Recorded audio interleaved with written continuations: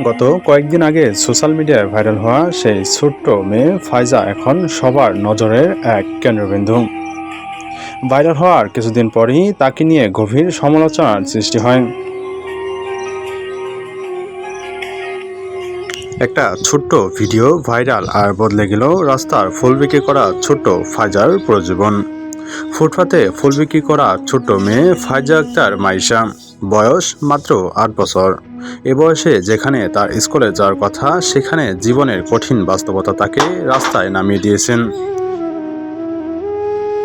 ৪ বছর আগে মাকে হারিয়ে এখন নানির সাথে থেকে সংসারের অভাব দূর করতে রাস্তায় রাস্তায় ফুল বিক্রি করেই তার জীবন চলত।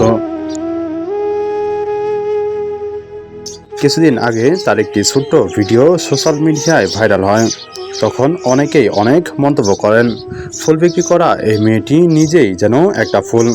এমন ক্যাপশন লিখে কেউ একজন ভিডিওটি সোশ্যাল মিডিয়ায় আপলোড করলে সেটি মুহূর্তের মধ্যেই ভাইরাল হতে থাকে।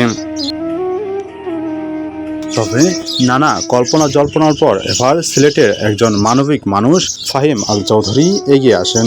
তিনি ফাইজার পড়াশোনা ও ভবিষ্যতের দায়িত্ব নেওয়ার ইচ্ছা প্রকাশ করেন।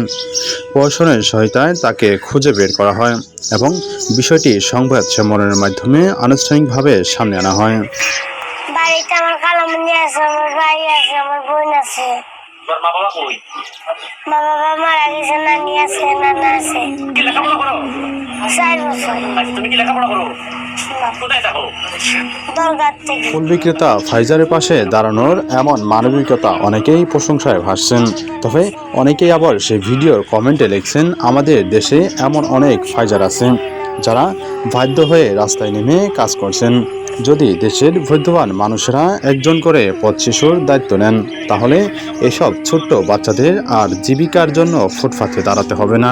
একটা সিদ্ধান্তই হতে পারে কোনো ফাইজারের নতুন জীবনের শুরু।